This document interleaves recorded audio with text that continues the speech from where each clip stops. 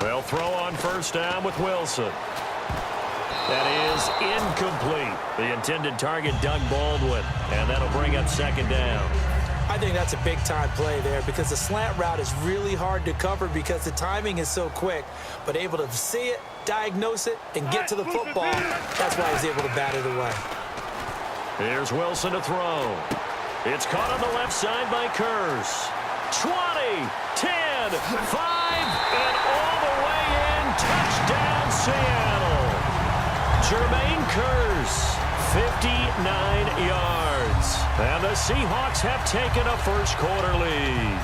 Well, that's how they envisioned it, get the football to start the game and score it. And I don't know if that was scripted. Was it an audible? Or was it just a play call that they had in their pocket? No matter what, they had the right call on against the right defense, and they end up in the end zone. And he takes off with it. It's a fake. And he is not going to make it. They stop him up short, and this will remain a 6-0 ball game. I'm going to go out on a limb and say that you don't like that call on the opening drive of the game. It's a very strong limb that you're out on right now.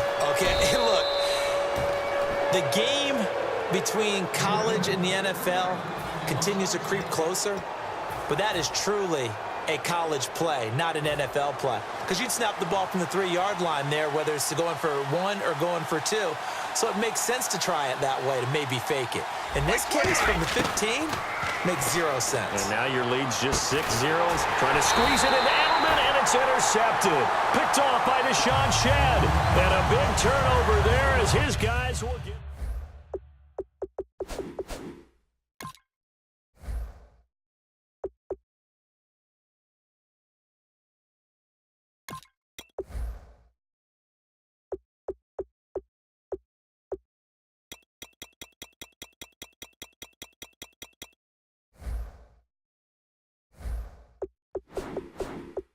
Yeah, because the secondary, they really look clueless.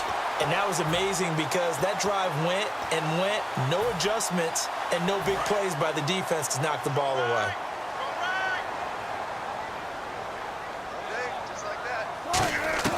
Now Wilson on first down. Trying to lay one up deep. And that one falls incomplete. Looked like he might have had position there, but he couldn't hold on and it's second down. And when all else fails as a defender, when you're not there in the coverage, your best friend is exactly what we saw there. A big play shot taken by the offense. Unfortunately, it ended in a big drop. Now it's Wilson. He's going to try and go deep again.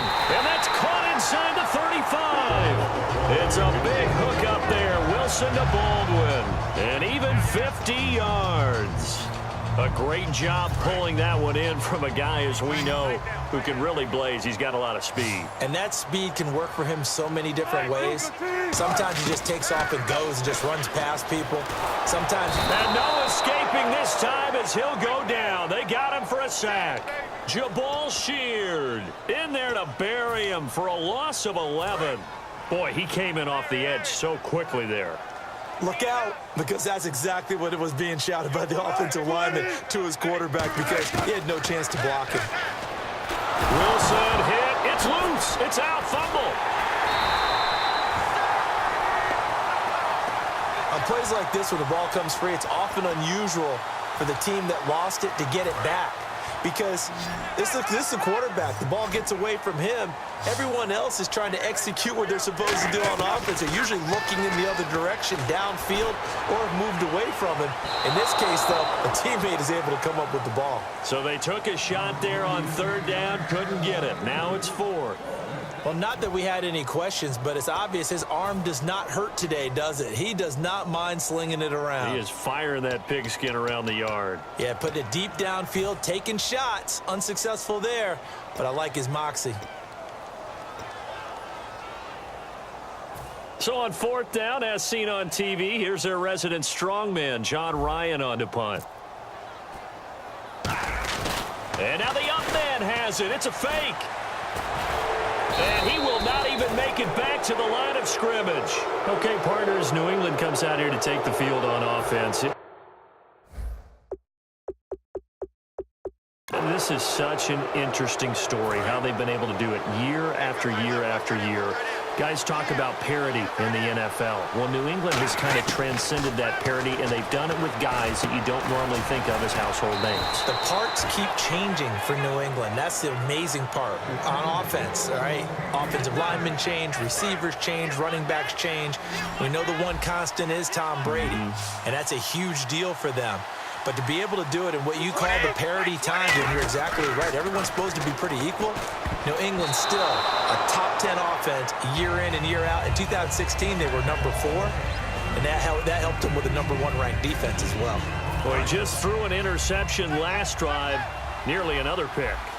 And things aren't very even right now, are they? It's a little bit sloppy out there, isn't it? It's kind of the difference between driving on those paved roads and those country roads that have those potholes in them, isn't it? 'Cause that's the way this game's going right now. A lot of bouncy bounce to it. You spent some time on some Tennessee country roads. I certainly had. Plenty of family back there. God love them. Gronkowski may have had to miss the Super Bowl with the injury, but he was active in that parade, and now he's back on the field. And I'll tell you what, something you mentioned to me is that he was a big cheerleader for his teammates, never hung his head through the injury, celebrated with him all the way through the title. We've seen superstars in the past, when their team does well without them, they're happy, but they recede into the background, right? They get out of the way because it does hurt them a little bit. They do have pride. They want to feel like, hey, without me, they may take a little bit of a step back. But with Gronk, you never saw that. You saw him with him every step of the way, cheering his team on, happy for their success. They went 11-0 without him in 2016, but I know this, they don't want to try it again. No, they want the big fella back. Now Brady, and this is caught. It's Edelman, and he'll take it into the end zone for a Patriot touchdown. Julian Edelman, a 20-yard touchdown. And the Patriots are an extra point away from going out in front. Oh, and it's a fake. They'll try and throw for it. And they don't get it. They tried for the two-point conversion there, but unsuccessful. Let me go ahead and show my age a little bit.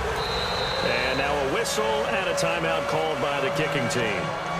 They'll have 2 remaining as we step aside here in this first quarter. So a tie ball game here as the kick's away.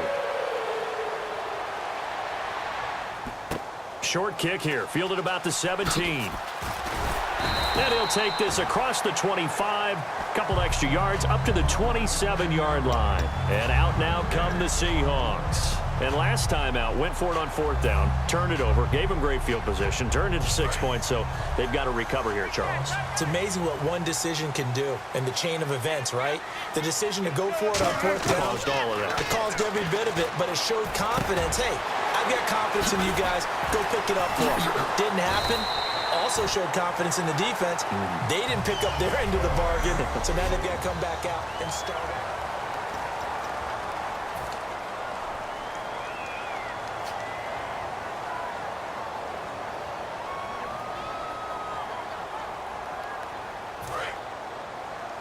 Single, slop. Hey, you're on an island over there. You're on an island. On 1st down, Wilson. He couldn't quite hold it. Got hit. Ball pops out. Incomplete. CD, wanted to get your thoughts just on the landscape of the offseason for each of these teams. Super Bowl in the rearview mirror, but so much going on. People look at the draft a lot, but there's a lot more that goes into the offseason for these front offices, is there not? It certainly is, and then even before we get to the draft, you start with the combine, that's held in Indianapolis every year, and you have about 350 of the top prospects coming together to get their physicals and interviews and on-field performance, and all that will get evaluated along with their game tape. And then you've got the free agents, all right? That starts, I believe, in early March, where now the free agents can start moving around to different teams. So your team's starting to take a little bit of shape there, free agency, because then the draft's coming up. You're trying to put your team together with new draft picks, have everyone start to move in one direction. And then you have the OTAs and mini camps. You get to see them on the field for the first time. And we start to get a better idea of how these teams are going to look when the fall begins. Now, 3 straight incompletions. They don't care. That hasn't dissuaded them. They're going to go for it on 4th. They'll indeed go for it with Wilson. He finds his man, Baldwin. And he's going to have a 1st down as he's brought down at the 44-yard line. I'm don't care how many times you tell the story, it never loses its luster for me. Doug Baldwin, undrafted out of Stanford, and plays like a #1 receiver should in the NFL. I don't care how you cover him. I don't care that his size isn't great. He's the one to take it. And all the way in, touchdown Seattle.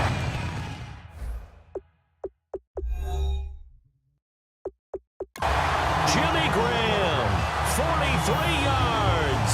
And the Seahawks have taken the lead.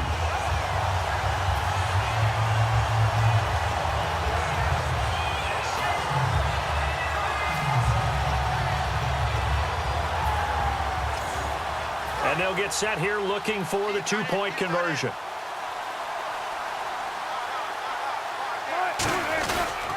On the ground, Rawls fighting through. And he'll get into the end zone. That gives his guys an 8-point lead. Only had a couple of yards to gain there on the two-point conversion, and they were able to do it. And how many teams shy away from running the football in the two-point conversion? They treat 2 yards as if it were 20. If you're a good team running the ball, go to your strength. Go ahead and push it into the end zone. Yeah, they did. It worked. Oh, I think the Seahawks got it.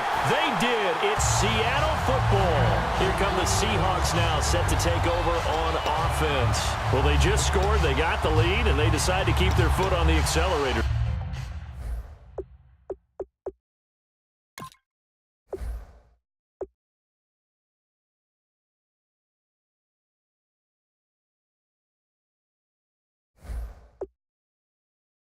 So to speak. Scouting, scouting, scouting. They had to